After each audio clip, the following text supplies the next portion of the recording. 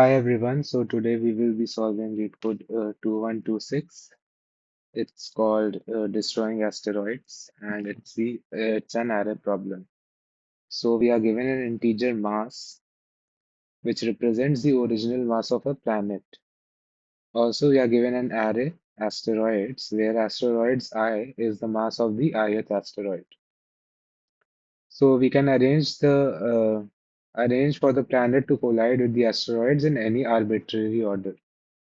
If mass of planet is greater than or equal to the asteroid, then the asteroid gets destroyed and the planet gains its weight. That is, we add the weight of the asteroid to the planet. And otherwise, if the planet is destroyed, if the asteroid mass is greater than that of the planet mass. So we need to return true if all the asteroids can be destroyed. Otherwise, if our planet only gets destroyed, then we need to return false.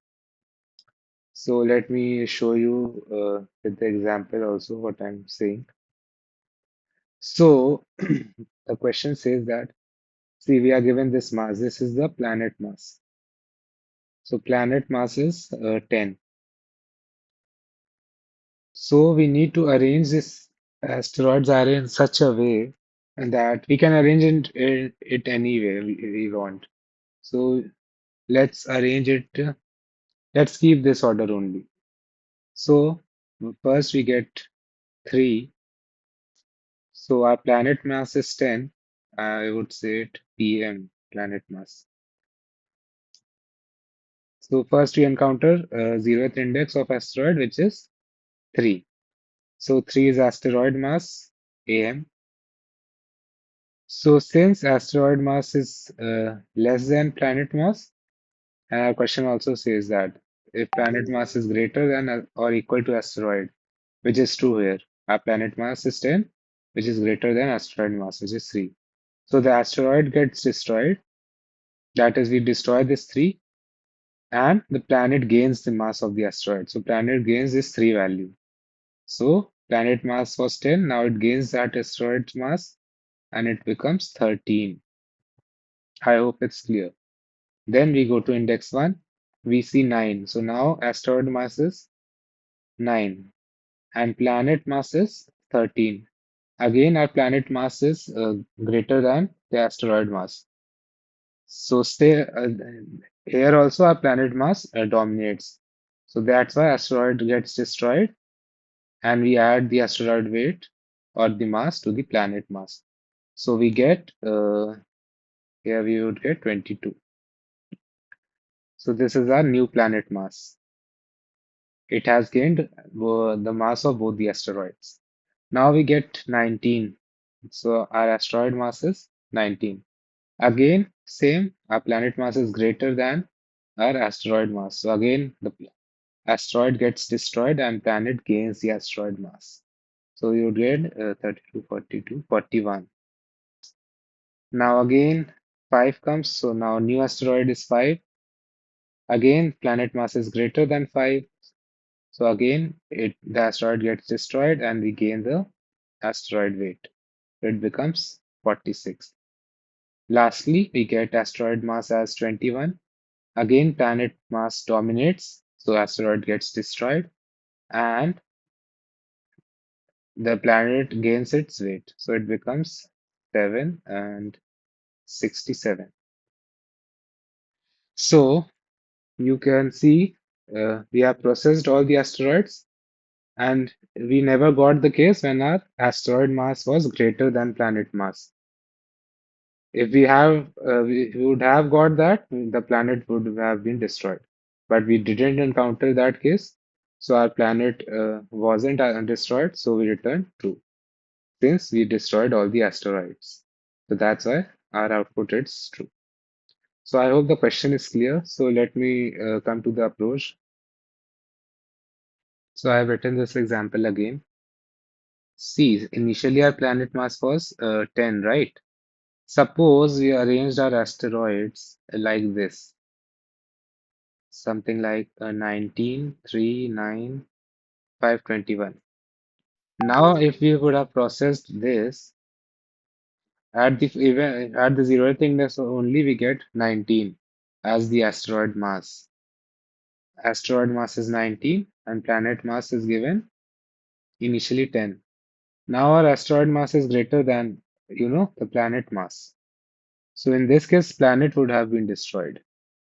So we should have returned false in this case, since the planet also only got destroyed and we were not able to destroy all the asteroids. So that's why we would not consider this ordering because it's giving the wrong result. If any order, if all orders are giving false, then we would return false. But even if one of the possible orderings are giving true, then we would return true only. And as we saw in the previous explanation, on the same ordering, we were getting in fact true. So that's why we returned true and not false. So I hope you got the point. So let me raise it also. So what we will do here is we would do perform sorting on our asteroids array. And let me tell you why I'm saying that. So things will become more clear then. So our asteroids array is something like this. If we sort it, we would get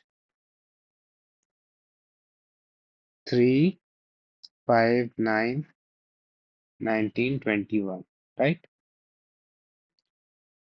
Acha, also, I sorted this because suppose, see what actually happens is after sorting, the smaller ones, smaller asteroids will come first, I mean mass wise, and larger mass will come. The asteroids having larger mass will come afterwards. So first these will come, smaller ones, then we would get the larger ones. The benefit of this would be that we won't get a large asteroid at the initial stage. Like here we got, if we, like I just showed, if we would have 19 at the first position, at even the first step, our planet was getting destroyed, which is not the ideal case. So that's why we process the smaller asteroids first, because while processing the smaller ones, we have a more chance of, the planet being dominating. And since we would, in while processing these smaller ones, eventually and gradually our planet mass would increase till the stage we get to our larger ones. And so we can deal with them since our planet mass would have been, increased while dealing with the smaller asteroids. So I hope it's clear what I'm saying. So इसलिए हमने पहले छोटे वाले asteroids को रखा है ताकि हमारे ज़्यादा चांसेस बढ़ जाएं प्लैनेट को जिताने के, क्योंकि अगर हम शुरू ही में बड़े मास को रख देंगे एस्टेरॉइड के तो हो सकता है जैसे मास प्लैनेट का हमारे 10 है और शुरू ही में अगर एस्टेरॉइड मास कोई बड़ी वैल्यू आ गई 100, सो इसमें तो शुरू ही में प्लैनेट कम हो जाएगा, मास प्लैनेट का मास एस्टेरॉइड के मास से, और पहली प्लैनेट डिस्ट्रॉय हो जाएगा. इसलिए we sorted the array so that we get lower asteroid masses first, like 3, 1, these values, so that our chances of winning of our planet increases. And eventually we would destroy these and we would also gain these weights in our planet mass as well. So we would be more capable in dealing with the larger weights further. So I hope the explanation is clear. So what we would do nothing, we would just sort the asteroids array. Sorting it would give 3, 5, 9, 19, 21. So after sorting, nothing we will do. We would take a variable planet mass, you can say, initially assigned to the mass we are given. That is 10 only. This is the initial mass we are given. This one. Now we will process asteroid one by one. We get 3. 3 is asteroid mass. So the asteroid mass is less than planet mass. So planet dominates. That's why asteroid is destroyed and we gain the asteroid weight. So planet mass now becomes 13. Now Asteroid mass, next asteroid is 5. Again, it is less than planet mass, so it gets destroyed and planet gains its weight. So we get 18. Now, next asteroid is 9.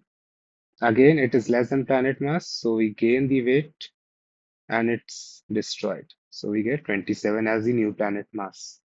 Next, we encounter 19 as asteroid mass. Again, mass of asteroid is less than planet mass. So again, this is also destroyed and we gain its weight. So we get 46. Then at last, we get 21 as asteroid mass. Again, planet mass dominates, so this asteroid is also destroyed and we gain its weight. So it becomes 67. And you would see we destroyed eventually all the asteroids. So that's why we return true in this case. So I hope this is clear. Let me show you one another example where we would get false. That would make more sense. So this is the another example. Mass is same 10 and asteroids is this. So, acha, if we consider this ordering only, so firstly planet mass is 10 initially and asteroid mass is, first asteroid has 30 mass. So which is greater than the planet mass. So at the first step only, our planet got destroyed and we would have returned false. So let's now try with taking the smaller values first. If we sort it, we would get 15, 20, 25, 30. And planet mass is 10 initially.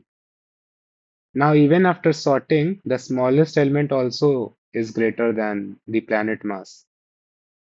So if the smallest asteroid also has a mass that is greater than that of the planet mass, you could never destroy all the asteroids. Even सबसे छोटा जो asteroid mass है वही हमारे planet से ज्यादा है. तो हम उसी को destroy नहीं कर पा रहे तो बाकियों को कैसे करेंगे? So that's why if the smallest asteroid weight is greater than our planet mass, we would directly return false. So this is the false case. So let me show you the code, then things will become more clear. So I've written the code of this question. So we have to return a Boolean value that is true or false, whether we can destroy all the asteroids or not.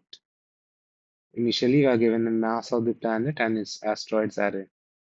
So we find asteroids length and store it in variable n. And we also sort our asteroids array, as I told you. Also, since in the process we are increasing the planet mass, so it may be possible that planet mass becomes a very large value. That's why, to avoid overflow conditions, I have taken long planet mass. I could have added and added the asteroid masses in this only, but since it can exceed the integer limit, that's why I have taken it in long variable so that we can do not overflow from our values. So then nothing we do, we just traverse the entire asteroids array. We find the asteroid mass, which is nothing but asteroids of I. If our planet mass is greater than or equal to asteroid's mass, current asteroid's mass, then it means that our planet dominates. So asteroid is destroyed and planet gains our asteroid mass. So we add our asteroid mass to the planet mass. And if it's not this case, this means asteroid mass is greater than planet mass. It means here asteroid dominates. So planet here gets destroyed. So we directly return false. And if the loop ends and we still haven't returned false yet, that means all asteroids were eventually, destroyed. So that's why at the end we return true. So coming to the time and space complexity, since we are traversing the entire asteroids array, time complexity is n, but we are also sorting here. So and sorting is n log n, so time complexity is n log n. And space complexity, we aren't using any additional space apart from just this one variable or two variables. So which is negligible. So space complexity is big O of one, constant space. So this is the time and space complexity of this approach. So I hope you like this question and understood it properly. So that's it for today's video. Thank you so much for watching.